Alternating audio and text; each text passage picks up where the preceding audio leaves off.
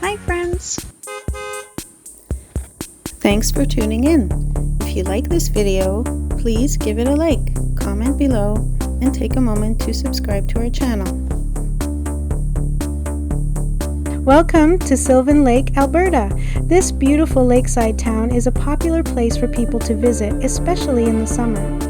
It sits about 25 kilometers west of Red Deer and is known for its clear blue water and sandy beaches. The town began as a small farming and fishing community in the early 1900s. People soon realized how lovely the lake was, and it became a favorite spot for swimming, boating, and relaxing by the water.